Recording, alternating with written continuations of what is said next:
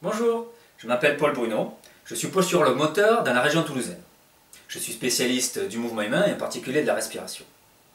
Je vais vous parler du Covid-19, la pandémie actuelle, et la respiration, car c'est mon domaine, c'est ma spécialité. Lorsque vous êtes Covid+, il y a différents types de symptômes, du plus simple, on va dire du moins grave jusqu'au plus grave. Je vais m'attaquer et nous parler uniquement sur la partie dont vous avez besoin d'une hospitalisation. Lorsque vous avez besoin d'une hospitalisation, vous êtes dans les cas où vous avez une détresse respiratoire aiguë. Ça veut dire que vous manquez d'oxygénation.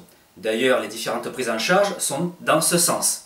Vous avez tout d'abord, si ce n'est pas trop grave, l'oxygénothérapie, où on vous délivre un oxygène en grande proportion, voire totalement en oxygène, de manière à ce que vous puissiez pallier à votre manque de ventilation.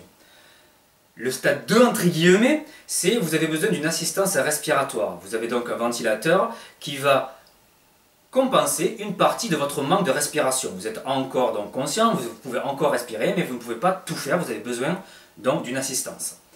La troisième, c'est l'assistance totale. Vous ne pouvez plus du tout subvenir à votre respiration. C'est une machine qui vous le fait totalement et vous êtes même mis en coma artificiel. Donc on voit bien que ce qui est le plus important dans toute cette prise en charge, c'est le manque d'oxygénation, le manque de ventilation, c'est-à-dire littéralement de respiration.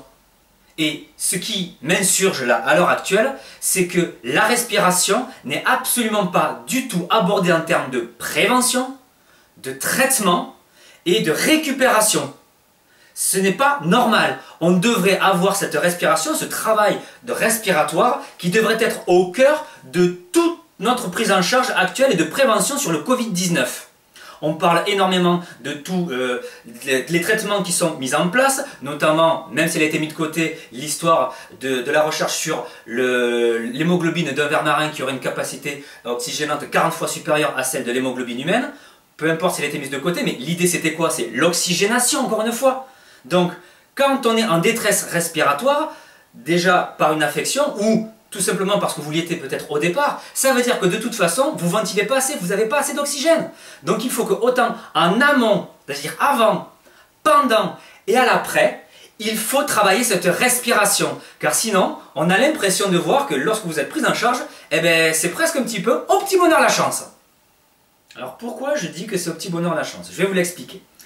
Pour faire simple, c'est une histoire de diamètre net de vos tuyauteries. Lorsque vous êtes pris en charge pour le Covid-19, les cas les plus graves, les profils qui apparaissent, ce sont des personnes plutôt âgées, en obésité, ou qui ont présenté déjà avant des difficultés respiratoires, comme par exemple de l'asthme, les personnes qui sont déjà été diagnostiquées en BPCO, les personnes qui font à répétition très fréquente tout ce qui est bronchite, pneumopathie, etc.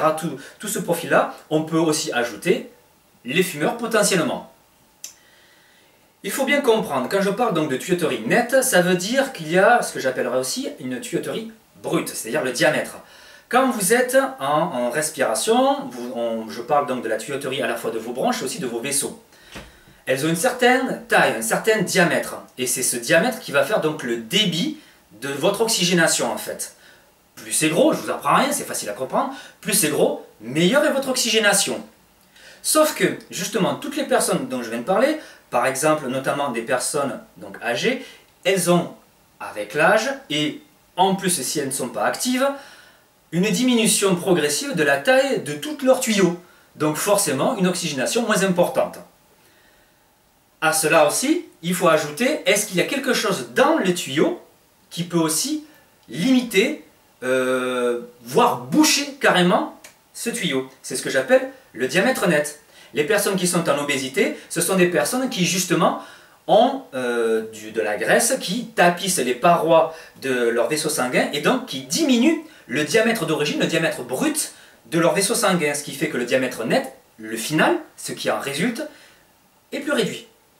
La même chose se passe aussi avec les bronches, mais avec la production, une surproduction du mucus qui devient tellement importante par rapport au diamètre brut que ça tapisse de plus en plus épais la paroi et donc le diamètre net, ça en trouve lui aussi plus réduit. Tout revient au final à avoir donc un débit d'oxygénation beaucoup plus réduit et donc forcément le travail de votre corps à la fois de ses fonctions à la fois vitales, mais surtout immunitaires, s'en trouve réduite. Donc ce qu'il faut comprendre de toute cette explication, c'est qu'on est au final tous différents sur ce diamètre net de nos tuyauteries.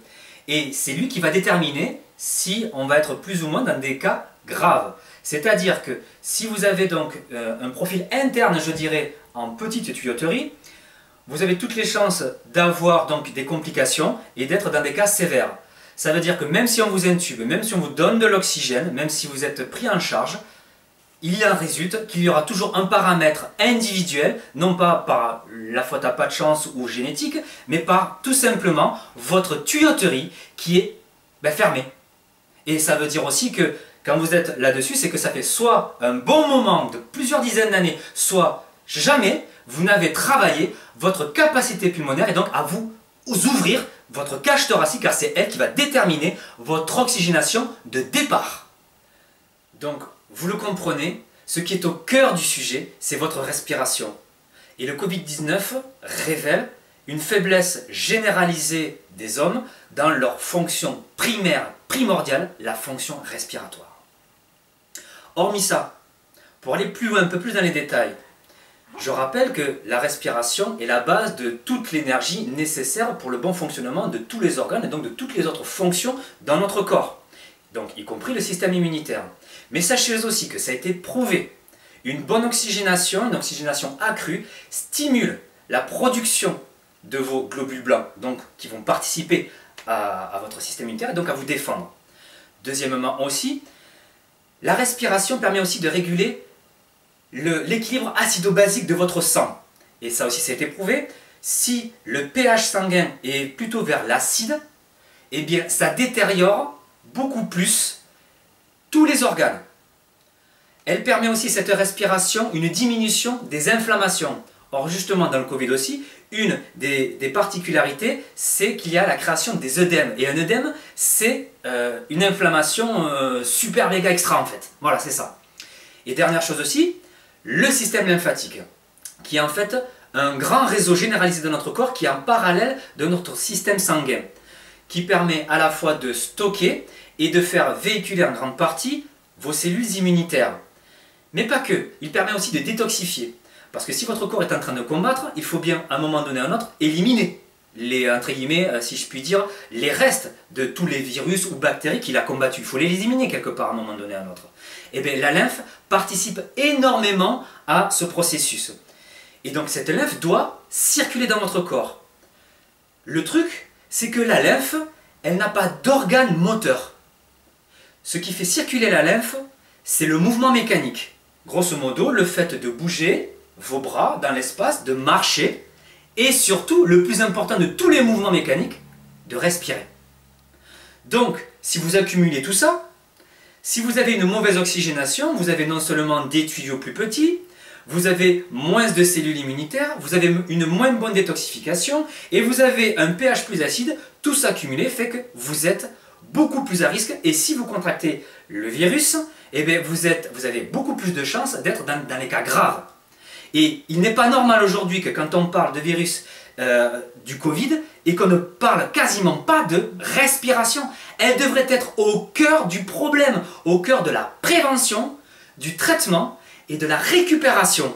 Et je dirais même tout le temps et pour tout le monde. Mais le corps aussi a un gros point positif, c'est qu'il est doué d'adaptation. Ça veut dire que si dès aujourd'hui vous commencez à travailler votre capacité pulmonaire à l'augmenter, non seulement ça va être un effet déjà immédiat, puisque sur le moment vous augmentez votre oxygénation, mais aussi si vous le répétez comme un entraînement journalier plusieurs fois par jour et jusqu'au plus longtemps, eh bien votre corps va avoir donc une capacité pérenne et à long terme plus importante d'oxygénation puisque vous développez votre capacité respiratoire, votre capacité pulmonaire. Les tuyaux vont devenir ainsi plus gros, au moins au niveau de vos bronches, et votre cœur va s'en trouver beaucoup mieux aussi. Pour développer cette capacité pulmonaire, j'insiste sur ce point, il n'y a que la respiration thoracique. Tout simplement parce que les poumons sont dans votre thorax, ils ne sont pas dans le ventre, l'air ne va pas dans le ventre. Chaque fois que vous faites la respiration ventrale, vous exercez une pression au niveau à l'intérieur de votre ventre et vous limitez en très grande partie la capacité d'expansion et donc de déformation, d'ouverture de votre thorax. Elle est aberrante et c'est peut-être aussi parce que ça fait je ne sais combien de dizaines d'années qu'on nous la rabâche sans arrêt qu'aujourd'hui on est devenu d'autant plus faible sur la fonction respiratoire. Il est donc important de développer en haut, ce qui veut dire qu'à chaque fois que vous êtes avaché sur vous-même, que vous forcez à pousser le ventre, ou même à le rentrer, comme on dit, c'est la base même de la respiration ventrale. Chaque fois que vous faites ça, vous limitez le mouvement thoracique. Et si vous limitez le mouvement thoracique, vous limitez la capacité pulmonaire sur le moment. Et répétez pendant je ne sais combien d'années, eh bien, vous avez développé de manière pérenne une faiblesse de votre capacité respiratoire. Il faut inverser le tout. Il faut donc faire quelque chose qui ressemble à ça. Plus ou moins forcé, plus ou moins rapide, il y a différentes manières de travailler ça, mais il faut, quoi qu'il arrive, que ça s'ouvre ici et par là. Vous avez maintenant le secret sur ce vers quoi il faut travailler avant, pendant, après les infections, et diffusez un maximum cette vidéo, elle est vraiment au cœur du problème actuel. J'insiste encore sur ça. La respiration, on ne le redira jamais assez, la respiration thoracique au cœur de notre vie. Je vous remercie de votre écoute et j'espère vous revoir très prochainement pour d'autres vidéos. Au revoir.